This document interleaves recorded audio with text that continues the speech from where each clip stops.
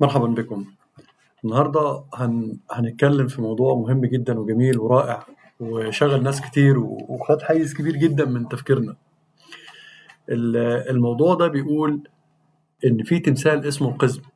إيه حكاية تمثال القزم دوت وليه سر وليه حكاية برضو كده هنتكلم عليها النهاردة. وده حاجة جميلة واكتشاف رائع. يعني احنا بنحاول نكتشف واحنا ماشيين مع بعض ايه اللي موجود داخل الحضاره المصريه القديمه، بس كون عرفنا تقريبا فك الرموز يعني وضعنا ابجديه وقلنا الابجديه ديت مش محتاجه مننا مجهود. انت لما عايز تنطق كلمه شفت طائر هتقول مثلا البومه، خلاص انت عرفت حرف البي حرف حلقي وعرفت ان الحرف الحلقي ده هو شكل حرف الفم. خلاص هتكتب شكل الفم ال انت عرفت ان اللام والنون والراء 3 حروف لهم مكان واحد، هتكتب شكل حروف سنان المنشار. مش محتاجة بو يبقى انت جيت من هنا. شوف ب وواو وميم وف 4 حروف بيطلعوا من المكان ده بياخدوا شكل حرف المربع اللي احنا تقريبا بنعمله مستطيل شوية عشان نميزه.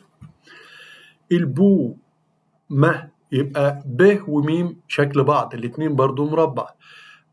اله دي هتاخد حرف حلقي يطلع اللي هو شكل الفم بالشكل ده. 4 رسومات. لو جه مثلا حاجة فيها حرف الت زي مثلا نقول آدم، بقت من هنا عملت الفم. دا جت من هنا عملت شكل نص الدايرة أو نص الرغيف اللي هنقول عليه دا بيجي من هنا. يبقى الدا طا ثا سا شا كل ده بيطلع من مكان واحد هياخد شكل ده كده. مش محتاج أحفظ، هم 4 رسومات وأنا بكتب بشوف الرسمة بتقول إيه وبناء عليها بشوف الحرف طالع منين واكتب. مفيش فيه جديد. هي المسألة مش محتاجة إن أنا أحفظ أبجدية إحنا واضعينها. إحنا قلنا إن الفم ده فيه 4 مخارج. مخرج نون لام را مكان، ب م في و كله من المكان ده حطينا له حرف المربع. زي ما قلنا إن النون لام را سنان منشار وطبقنا عليها تطبيقات بعضها وهنكمل مع بعض. وفي حرف حلقي زي الآ من هنا بياخد شكل الفم، وفي حرف لثوي تا ثا كده يطلع من هنا من الطرف دا ثا ظا كل ده يطلع لثوي من طرف الفم من هنا، وده احنا بنشكل له بحرف اللي هو شكل نص الرغيف. اتكلمنا في ديت بس بنأكد عليها تاني عشان بعض الأسئلة جات لي بالمنطق ده. يعني هنحفظ الأبجدية ازاي؟ ومحدش يحفظ الأبجدية. الأبجدية مش محتاجة حفظ. الكلمة الصورة اللي بتشوفها اكتبها. بس كلمة البومة لها تكملة قبلها تكملة بعدها، طبعا لما نوصل لها هنقولها. بس أنا بدي سبيل المثال لما قلنا السمان قلنا رأي من هنا سي شكل نص رغيف، سم يبقى المربع، ما ألف سما حرف حلقي يبقى شكل النص رغيف، سمان ن راح بطسنا منشار. السمان قلنا أبرة أو من هنا با يبقى الباء بتخش با اللي هو المربع، با من هنا را نو لا مكان واحد والنهي في الآخر براه حرف حلقي. أنا مش بحفظ أبجدية، أنا بقول الكلمة وبناء على 4 مخارج رئيسيين بكتبها. دي كانت فلسفة الراجل القديم وكانتش معقدة وكانت سهلة خالص وجميلة.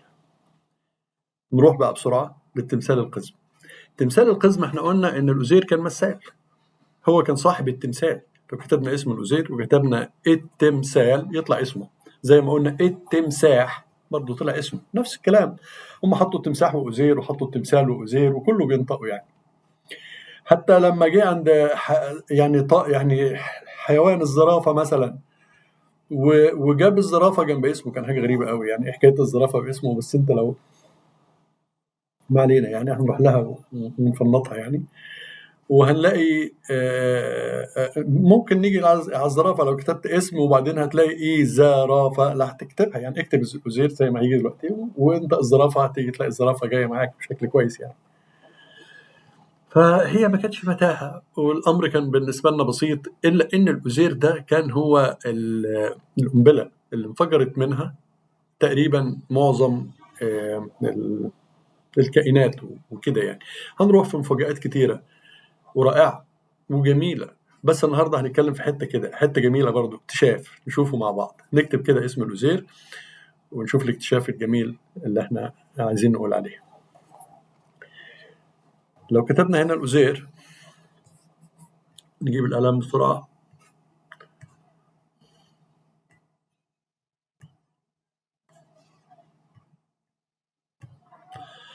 نقول الأزير، هنكتب اسمه، هذه الحرف الأول حلقي، بس احنا في الأول عفوا يعني بنكتب اسم الأزير، مش هنكتبه على طول، يعني أنا عايز أخلي اسمه كامل، أخلي الموضوع متكامل يعني، فبنكتب إي برضه حلقي، سي اسم، او اللي انا بكتبه، انا الحرف اللي بنطقه بكتبه او دي زين، او زير، وده الراء شكل شو منشار. وبعدين قلنا انه الراء دي داخله في كلمه الرب من هنا كده، وبعدين بنكمل هنا اله.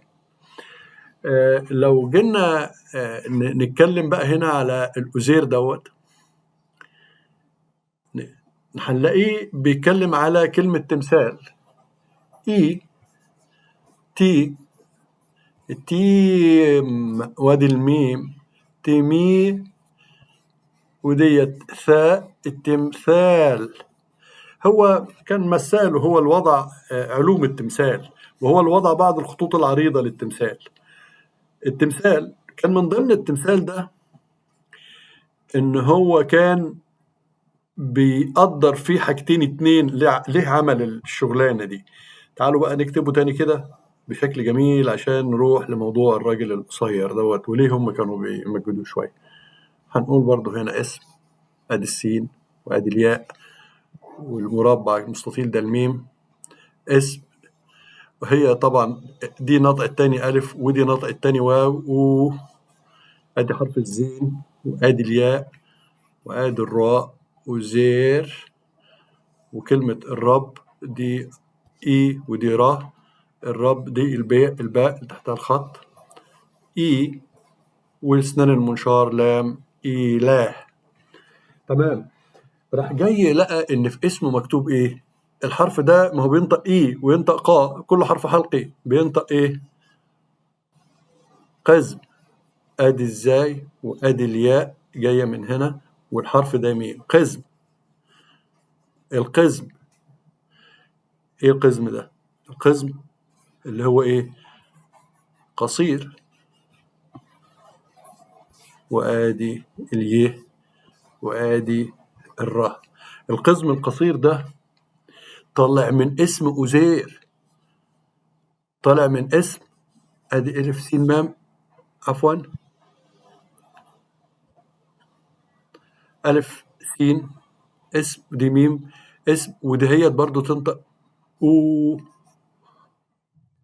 ودي الزين ودي اليه وأدي الراء، طلع من اسم الأزير، طلع من اسم الأزير القزم القصير، من كلمة التمثال، التمثال دي كده اللي تحتها الخط دي بتنطق التمثال، لسه قايلينها من شوية صغيرين.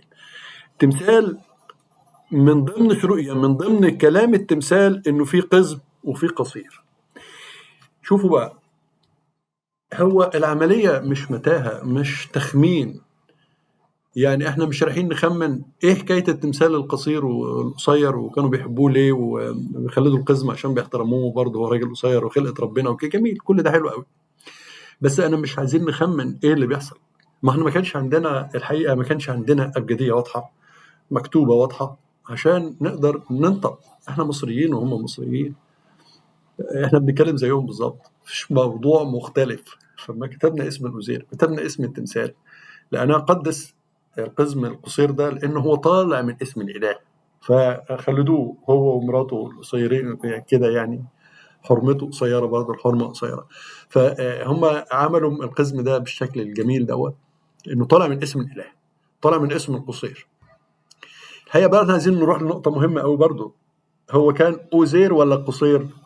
أنا رأيي إنه كان قصير، بس مع اللهجة اليوناني كان أسهل لهم قصير، قالوا أوزير، زي ما نقول عادل وآدل مثلا كده، يعني الحروف أحيانا بتبقى مع الاتجاه الأوروبي. هم كانوا طبعا يونان غالبا هم روم، يعني الروم كلهم أهل أوروبا دولت يسموا روم، بغض النظر عن روما، اليونان طبعا وروما كانوا مختلفين خالص، لكن تصنيف أجناس بشرية روم، كتصنيف أجناس، مش أنا اللي حطيتها، اللي صنفوا الأجناس البشرية قالوا دول روم، زي ما احنا سام مثلا دولت روم. تصنيف كتصنيف جنسي بشري لا أكثر ولا أقل. فالجماعة اليونان دولت ما عرفوش ينطقوا قصير، أو كان أسهل عندهم يعني لفظة أزير. فهتلاقي بلادنا كده، الأقصر مثلا العاصمة قريبة قوي، عندنا كلمة قصير ديت كتيرة، يعني بلاد كتيرة بتنطق قصير وبصير وقصير، قصير في الإسماعيلية مثلا، وهكذا كتيرة قوي البلاد القصيرة عندنا في مصر. يعني قلنا في، يعني عديتها تقريبا على قد ما عرفت، يعني كتيرة خالص، أكتر من 10 12، ممكن تروح 15 إن صح الكلام يعني. ده على قد ما عرفتي، ممكن يكون أكتر من كده. طيب برضو هنروح يعني نكتفي النهارده بالقزم دوت، وانا كنت عايز اكمل في شويه في القصير وابنه ومراته وزوجته وبتاع، لكن خلينا النهارده لغايه الايه، القصير. جميل قوي ان احنا عرفنا ان اسمه قصير. انا مضطر بعد كده ما اقولش أزير، بس انا بقول أزير لان اللفظه مشيت على لسان الناس يعني في اللغه، واحنا مش عايزين نحتك يعني. أزير أزير، لكن غالبا هو القصير، غالبا يعني هو القصير. وحتى لما شفنا التمثال القصير يعني، وشفنا ان هو كان قزم القصير، عرفنا سر القزم وعرفنا سر القصير وجاي منين، جاي من اسم الاله الكبير بتاعهم يعني. يعني نبذه سريعه النهارده كده. شكرا لكم.